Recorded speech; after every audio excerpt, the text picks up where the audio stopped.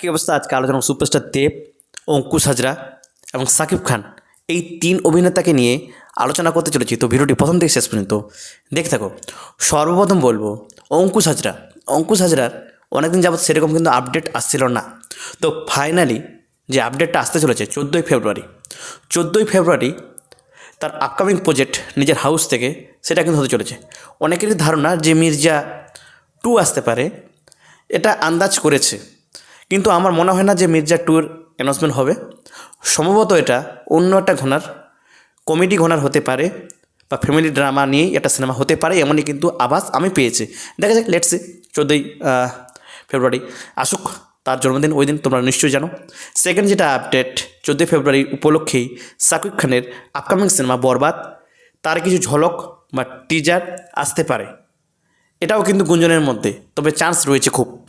এই সিনেমাটা নিয়ে কিন্তু বাংলাদেশে এটা চরম হাইপ, তোমরা নিশ্চয়ই জানো। তার অসংখ্য অডিয়েন্স রয়েছে বাংলাদেশে। তৃতীয় যেটা আপডেট, সুপারস্টার দেবকে নিয়ে একটা কন্ট্রোভার্সি হচ্ছে সোশ্যাল মিডিয়াতে, দেখলাম আমি, যেটা না বললেই নয়। সবাই জানে যে খাদানটা হিউজ সাকসেস, তারপরও এক শ্রেণীর মানুষ আছে তারা লেখালেখি করছে যে কেন আবারও অন্য ঘটনা ট্রাই করছে। তাদের বক্তব্য অনুযায়ী যে পরপর মেন স্ট্রিম ধারার সিনেমা করুক। তো তারা এটা বুঝতে পারছে না, দেবদা মার্কেট সম্পর্কে তার কিন্তু ভালো নলেজ রয়েছে। আমাদের পশ্চিমবঙ্গের মার্কেট অবস্থা, দর্শকের চাহিদা ভালো করেই বোঝে। পরপর যদি মেন স্ট্রিম ধারার সিনেমা করে যায় তাহলে কিন্তু একঘেয়েমি হয়ে যাবে। তাই তিনি পরবর্তী যে সিনেমাগুলো রয়েছে, অবশ্যই তার মধ্যে রঘু ডাকাত কিন্তু মেন স্ট্রিম ধারার সিনেমার মধ্যেই পড়ে, তবে এটা পৌরাণিক যেহেতু কাহিনী, এটাও বুঝতে হবে।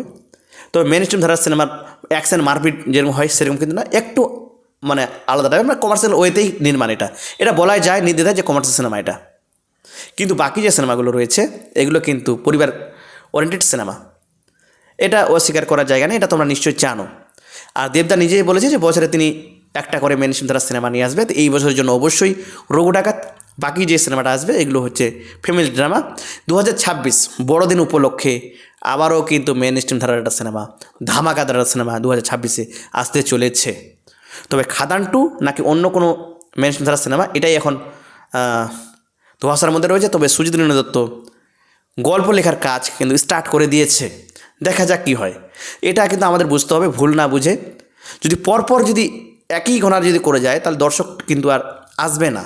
খাদানের পর যদি খাদান 2 করে বা আর অন্য যদি মেনস্ট্রিম ধারার সিনেমা করে, যে হাইপটা ক্রিয়েট করার, এটা কিন্তু হবে না। কারণ আমাদের পশ্চিমবঙ্গে যে বর্তমান অবস্থাটা কিন্তু এখন খুব একটা ভালো নয়, তোমরা নিশ্চয়ই জানো। কারণ এই যে বলছি, মানুষের স্বাদ রুচি একটা অন্যরকম রয়েছে, যে আমি টাকা খরচা করে বলিউড সাউথ পাচ্ছি, তো 5 কোটি 6 কোটি 7 কোটি 10 কোটি বাংলা সিনেমা দেখবো কেন, এই মানসিকতাটা আছে। এটা কিন্তু বাংলাদেশ না, আবার বলছি, বাংলাদেশের মতো চিন্তাভাবনা কিন্তু করলে হবে না।